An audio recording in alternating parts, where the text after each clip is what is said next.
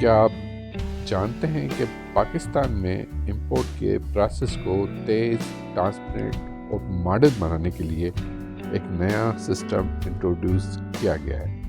جی ہاں، ہم بات کر رہے ہیں فیس لیس کسٹم اسسمنٹ سسٹم کے بارے میں۔ پاکستان کسٹم کلیئرنس کے عمل کو تیز، شفاف اور جدید بنانے کے لیے انٹروڈیوس کیا گیا ہے۔ اس ویڈیو میں ہم دیکھیں گے کہ فیس لیس کیا ہے، یہ کیسے کام کرتا ہے، اس کے کیا فائدے ہیں۔ اگر آپ ایک امپورٹر ہیں یا کسٹم کلیئرنس پروسیس کو سمجھنا چاہتے ہیں تو یہ ویڈیو آخر تک دیکھیے۔ بسم اللہ الرحمن الرحیم۔ السلام علیکم، میں ہوں وسیم حمید بھائی۔ کچھ دن پہلے ایف بی آر کی ایک پریس ریلیز آپ کے نظروں کے سامنے گزری ہوگی، جس میں فیس لیس کسٹم اسسمنٹ سسٹم میں ہیرا پھیری کرنے کی کوشش ناکام بنا دی۔ درجنوں ایجنٹ کے لائسنس سسپینڈ کر دیے اور 3 افراد اور ایک اپریزنگ آفیسر کے خلاف تحقیق کا آغاز کر دیا۔ یہ خبر تو آپ نے ضرور پڑھی ہوگی، مگر فیس لیس کسٹم اسسمنٹ سسٹم کے بارے میں شاید آپ کو نہیں پتا ہوگا۔ تو یہ پوری ویڈیو میری آپ ضرور دیکھیے گا، تو سمجھ جائیں گے کہ آخر یہ سسٹم ہے کیا۔ سسٹم FCAC جو کسٹم اسسمنٹ کے پرانے طریقہ کار کو مکمل طور پر بدل رہا ہے۔ آج ہم جانیں گے کہ یہ سسٹم کیا ہے اور کیسے کام کرتا ہے اور اس کے فائدے کیا ہیں۔ پہلے جب کوئی چیز امپورٹ کی جاتی تھی تو اس کے کلیئرنس میں کافی وقت لگتا تھا۔ امپورٹر اور کسٹمز آفیسر کے درمیان ڈائریکٹ کانٹیکٹ ہوتا تھا، جس سے ڈیلے، کرپشن اور اننیسیسری کمپلیکیشنز پیدا ہوتے تھے۔ لیکن اب فیس لیس کسٹم اسسمنٹ سسٹم کے ذریعے یہ تمام مسئلے حل کیے جا رہے ہیں۔ FCAC کے تحت امپورٹڈ گڈس کی کلیئرنس کے لیے ایک ماڈرن آٹومیٹڈ سسٹم انٹروڈیوس کیا گیا ہے۔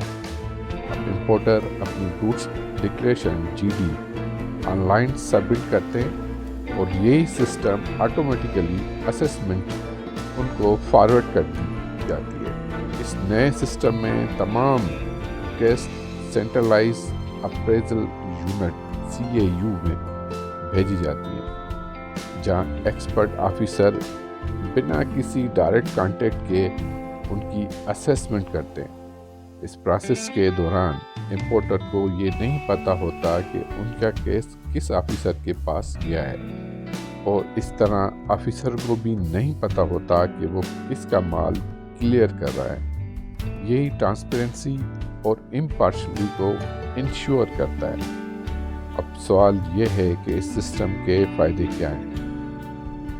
آئیے ایک نظر ڈالتے ہیں۔ نمبر 1، تیز تر کلیئرنس۔